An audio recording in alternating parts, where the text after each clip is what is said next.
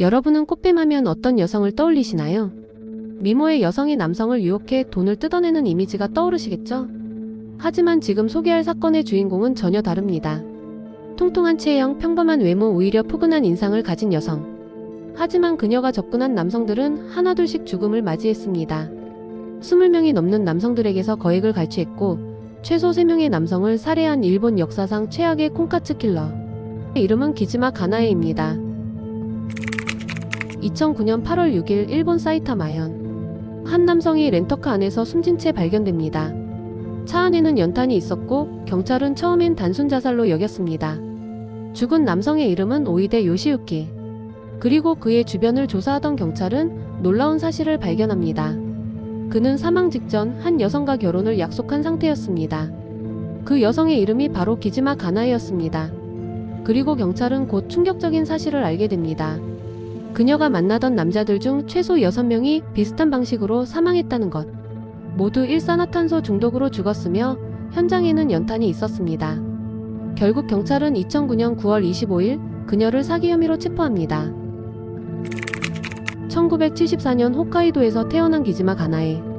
고급 아파트에 살고 벤츠를 타고 다니며 자신을 피아노 강사, 푸드 스타일리스트라고 소개했지만 실상은 무직이었습니다.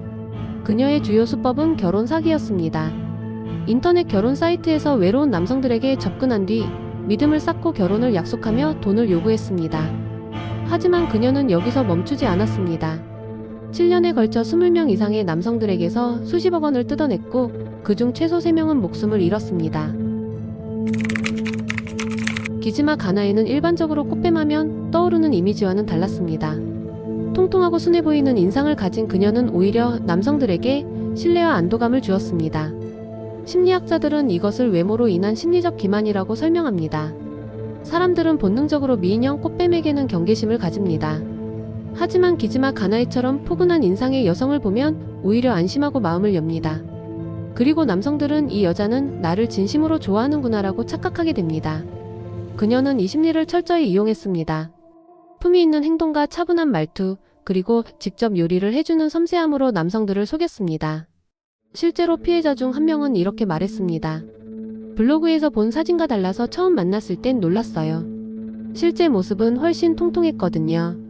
하지만 그런 외모가 오히려 안심이 됐어요. 이 여자라면 믿을 수 있겠다고 생각했죠.